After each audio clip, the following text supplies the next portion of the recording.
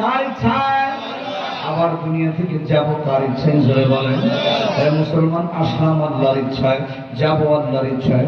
আল্লাহ ডাকতে কয় গোলাম দুনিয়াতে আসলো আমি আল্লাহর ইচ্ছায়, যাব আবার আমি আল্লাহ পাকের ইচ্ছায়। তোমার ইচ্ছা কোনো কাজ হবে না।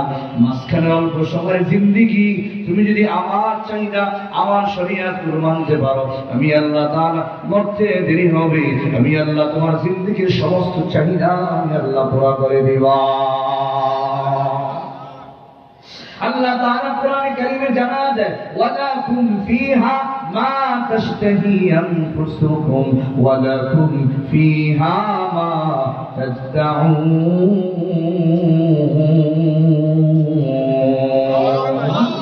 আল্লাহ ডাক দেয় গোলাম আমি আল্লাহ পাকের ইচ্ছা মতো তুমি চলো, আমি আল্লাহ পাকের ইচ্ছাকে যেন গুনাহ করবা না, 5 ওয়াক্ত নামাজ জামাতের সাথে আদায় করবা।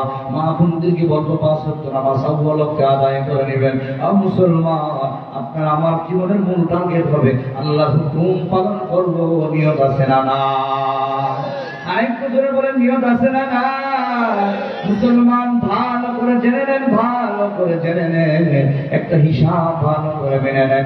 এই যে আপনাদের বৃহত্তর কেরানীগঞ্জের ভিতরে সবচেয়ে যে ধনী মানুষটা, ওই মানুষটা যদি মারা যায় বলেন দেখি কয় টুকরা কাপড় পাবে?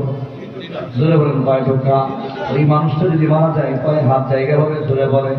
3.5 হাত, বেশি পাবে না। আর আপনাদের কেরানীগঞ্জের সবচেয়ে অসহায় একজন মানুষ, সবচেয়ে একেবারে মরা মানুষ, সবচেয়ে দরিদ্র মানুষ, ওই মানুষটা যদি মারা যায় কয় টুকরা কাপড় পাবে? জোরে বলেন।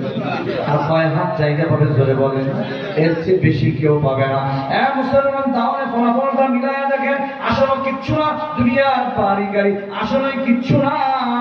একজন কোটিপতি মারা গেল, সেই 3 টুকরা কাপড় পাবে, 3.5 হাত জায়গা পাবে। একজন দরিদ্র অসহায় মানুষ মারা গেল, সেও 3 টুকরা কাপড় পাবে, 3.5 হাত জায়গা পাবে। এর চাইতে বেশি কিছু পাবে না। মুসলমান এবার হিসাব মিলায় না। মালিক কখন ডাক দেয়?